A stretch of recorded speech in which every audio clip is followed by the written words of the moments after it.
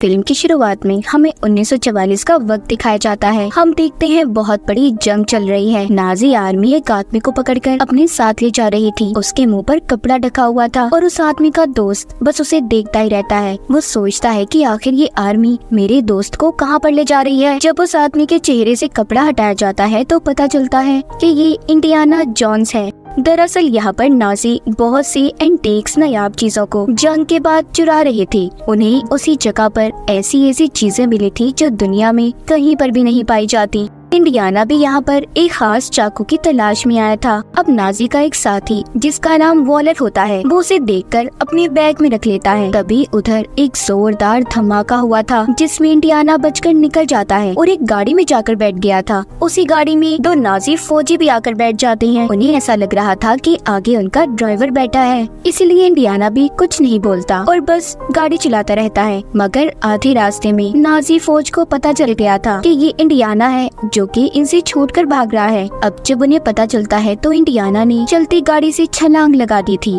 और कुछ फौजियों को मारते हुए एक ट्रेन में चढ़ जाता है। उस ट्रेन में दरअसल सारे नाजी फौजी इस जगह से एंटीक्स चीजों को लेकर जा रहे थे। वो ट्रेन के डब्बे में पहुंचता है जहां पर वो कीमती चाकू था, मगर दिखने पर उसे पता चलता है कि वो असल नहीं बल्कि वो तो नकली था। ये बात नाजी के साथी वॉलर को पहले ही पता चल गई थी, इसीलिए उसने जानबूझकर उसे वहीं पर छोड़ दिया। वॉलर के हाथ में तो यहाँ पर बहुत ही कीमती मशीन लगी जो कि एक साइंटिस्ट ने बनाई थी, जिस वजह से वो टाइम ट्रेवल भी कर सकते थे। अब इन सब चीजों को वॉलर के पास इंडियाना का दोस्त भी देखता है जिसको इन्होंने पकड़ा हुआ था। उधर इंडियाना को बहुत ही एंटीक कीमती चीजें मिली थी। फिर वो वहाँ से एक दूसरे डब्बे में आकर बैठ जाता है ताकि कोई नाजी फौजी उसे पहचान ना पाए। इंडियाना उधर ही अपने दोस्त को भी देखता है जो कि कुर्सी से बंधा हुआ था। वो उसे छुड़वा कर अपने साथ ले जाता है। आगे वाले डब्बे में इंडियाना को वॉलर मिलता है जिसके पास डिवाइस थी। वो उसको मुक्का मार के वो डिवाइस ले लेता है जिससे टाइम ट्रेवल भी हो सकता था। फिर वो दोनों इस ट्रेन के ऊपर भागते हैं क्योंकि ट्रेन के अंदर उन्हें पकड़ा जा सकता था, मगर नाजी उन्हें हर हाल में पकड़ना चाहते थे,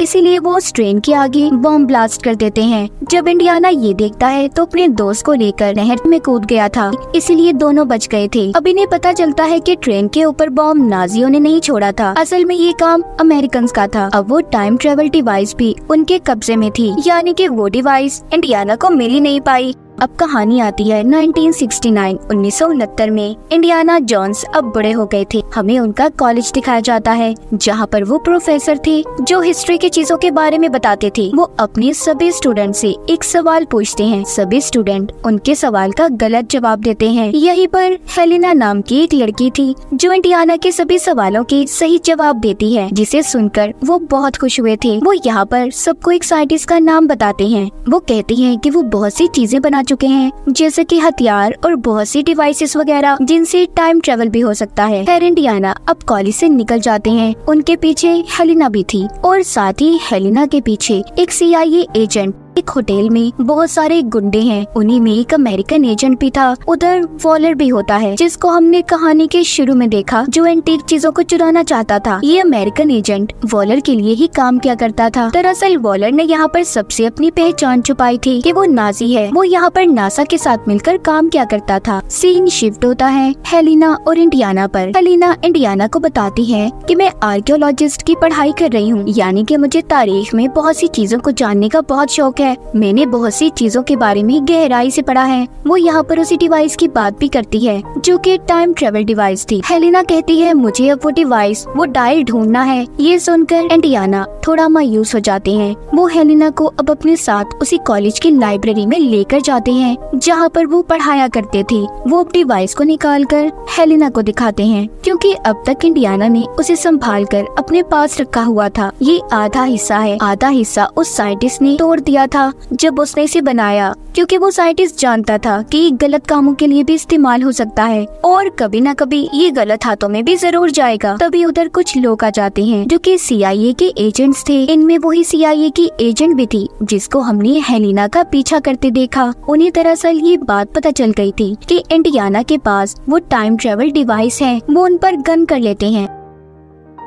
तभी यहाँ से हेलिना वो डिवाइस लेकर भाग गई थी। इंडियाना को पकड़कर एक वैन में डाल दिया जाता है और उनसे पूछते हैं कि बताओ वो डिवाइस कहाँ पर है। तभी आगे जाकर उनकी वैन रुक जाती है। आगे बहुत रश था क्योंकि आज के दिन नील आर्मस्ट्रांग चांद पर पहला कदम रखने वाले थे, इसलिए उनकी वैन को रोक दिया जाता है। अब ये सभी इंडियाना को लेकर पैदल जाने का फैसला करते हैं, लेकिन इंडियाना उन्हें चकमा देकर यहाँ से भाग गए थे। वो यहाँ से घोड़े पर चढ़ते हैं और फिर आगे ट्रेन में बैठकर यहाँ से निकल गए थे। आगे जाकर उनकी मुलाकात अपने दोस्त से होती है क्योंकि वो अपने दोस्त के पास आ गए थे। उनके दोस्त बताते हैं कि हेलिना चोर है, वो एंटीक्स नायाब चीजों को चुराकर मार्केट में बेचती है और बहुत वक्त उसने जेल में भी गुजारा है। सारी बातें सुनकर इंडियाना कहते हैं कि मुझे उसे ढूंढना होगा क्योंकि उसके पास कीमती डायल डिवाइस है। अब इंडियाना के दोस्त उनका सारा बंदोबस्त करते हैं। उन्होंने उनके नकली पासपोर्ट भी बनवा लिए थे। इंडियाना के दोस्त उन्हें उनकी कैब देते हैं जो कि बहुत पुरानी थी। वो बताते हैं कि तुम्हारे साथ किया गया हर एडवेंचर मुझे याद है।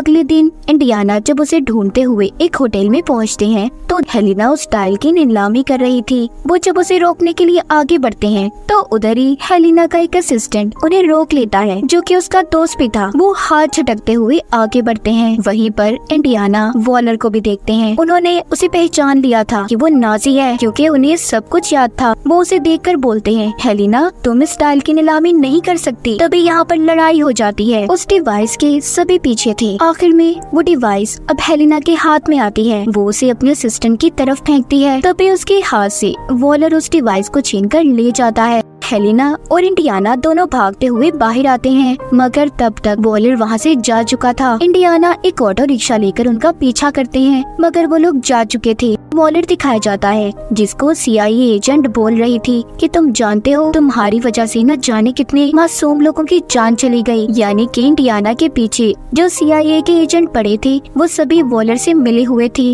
वॉलर उस एजेंट को मार देता है और ये कहता है कि मैं नाजी हूँ, नाजी था और नाजी ही रहूंगा। यानी कि अब तक वो अपनी असली पहचान छुपाकर यहाँ पर जिंदगी गुजार रहा था। उधर दूसरी तरफ इंडियाना अपने दोस्त के पास जाते हैं जिसके पास शिप था जो कि एक सेलर होता है। वो उसे कहते हैं कि देखो मुझे समंदर के अंदर जाना है, इसके लिए मुझे तुम्हारी मदद की जरूरत है। उनके साथ हेलिना और उसका असिस्टेंट भी थे। हेलिना तभी बातों के दौरान इंडियाना से पूछती है कि अगर आपको टाइम में पीछे जाने का मौका मिले तो सबसे पहले आप क्या करेंगे। वो कहते हैं अगर मुझे मौका मिला तो सबसे पहले मैं अपने बेटे को बचाऊंगा जो एक हादसे में मर गया था। ये बात कहकर वो उदास होकर वहाँ से चले जाते हैं। अब अगले दिन ये समंदर में अपना सफर शुरू करते हैं। उन्हें नाजी के शिप को ढूंढना था जो कि समंदर में डूबकर तबाह हो गया था। वहाँ पर बहुत से ढांचे भी पड़े थे जो उन लोगों के थे जो शिप में डूबकर मर गए थे। तभी वहाँ पर इनके पास एक व्हेल मछली आती है। इंडियाना उसे वहाँ से भगाते हैं। उन्हें उस शिप में एक बक्सा मिला था जिसे वो लेकर ऊपर आने लगते हैं। ऊपर इंडियाना के शिप में वॉलर के आदमियों ने कब्जा कर लिया था।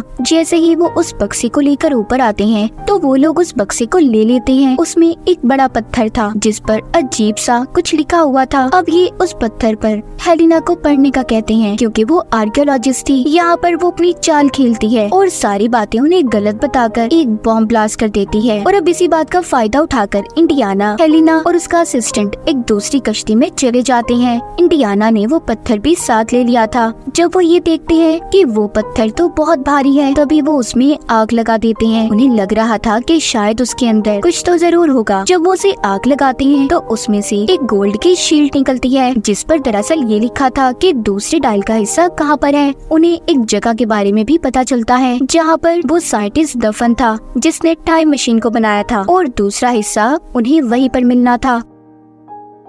अब ये तीनों उसी जगह पर निकल जाते हैं जहाँ पर पहुँचते ही हेलियाना का असिस्टेंट अगवा हो गया था। इंडियाना को उसकी फिक्र हो रही थी। वो उन लोगों का पीछा भी करने की कोशिश करते हैं मगर नहीं पकड़ पाते। जाते हुए हेलिना इंडियाना को बताती है कि मेरा असिस्टेंट बहुत चालाक है, आप उसकी फिक्र नहीं करें, वो जानता है कि उसे मुसीबत से कैसे निकलना है। अब जब ये दोनों गार में पहुंचते हैं तो उधर पहले ही वॉलर के आदमी मौजूद थे। उस गार में जहरीली गैस छोड़ी गई थी। इंडियाना थोड़ा आगे बढ़ते हैं। उन्हें जो गोल्ड की शील्ड मिली थी उस पर आगे जाने का रास्ता लिखा हुआ था। अब आगे चलते हुए इन्हें गार में एक बहती हुई नदी भी मिलती है जिसको ये लोग पुल से पार करते हैं। इनके पीछे पीछे वॉलर के आदमी भी थे। आगे जाकर इंडियाना और हेलिना को उस साइंटिस्ट का मकबरा नजर आ जाता है।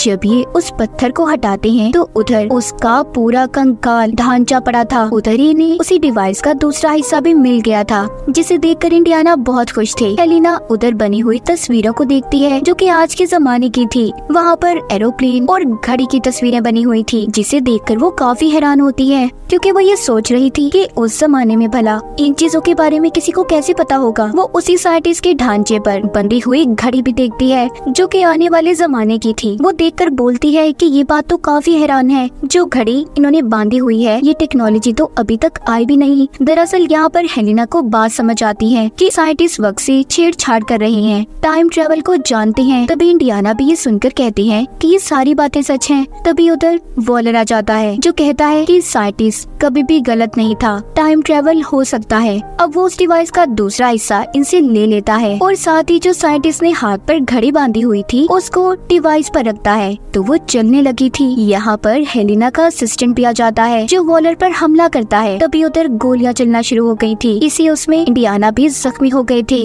वो हेलिना से कहते हैं देखो तुम जाओ, तुम्हारी जान को खतरा हो सकता है। अब हेलिना और असिस्टेंट यहाँ से निकल जाते हैं। वॉलर और उसके आदमी इंडियाना को लेकर अपने साथ चले गए थे। ये सभी एयरपोर्ट की तरफ जा रहे थे। रास्ते में जाता हुआ वॉलर इंडियाना को बताता है कि मुझे वो जगह मिल गई है जहाँ पर मैं टाइम ट्रेवल कर सकता हूँ। अब तो मेरे पास डिवाइस भी है, मुझे किसी चीज का कोई डर नहीं। उधर ही हेलिना अपने असिस्टेंट के साथ उनका पीछा कर रही थी, इन्हें छुपकर देख रही थी। वो अपने असिस्टेंट को एक प्लेन दिखाती है, कहती है उसे देखो, क्या तुम उसे चला लोगे? वो कहता है हाँ मैं कोशिश करूँगा। अब हेलिना एक बाइक की मदद से वॉलर के प्लेन में चढ़ जाती है। उसका असिस्टेंट भी प्लेन लेकर पीछे आ रहा था। वॉलर को वो जगह मिल गई थी जहाँ पर वो टाइम ट्रेवल कर सकता था। हम देखते हैं कि आसमान पर तेज रोशनी होती है और जहाज रोशनी में चला जाता है। पीछे ही हेलिना के असिस्टेंट का प्लेन भी था, यानी कि ये सब टाइम ट्रेवल करके वक्त में पीछे आ गए थे। उनका प्लेन काबू से बाहर हो जाता है क्योंकि जिस वक्त में ये गए थे वहाँ पर जंग चल रही थी और हर तरफ तबाही ही तबाही थी। अब हेलिना उस प्लेन को रोकने की कोशिश करती है मगर वो बेकाबू था, इसीलिए हेलिना भी प्लेन से लटक जाती है। इंडियाना आकर उसे बचाते हैं मगर तभी दोनों नीचे गिर गए थे। उनका पैराशूट खुल जाता है और दोनों बच जाते हैं। उधर ही हमें वो साइंटिस्ट भी दिखाए जाते हैं जिन्होंने टाइम ट्रेवल मशीन को बनाया था।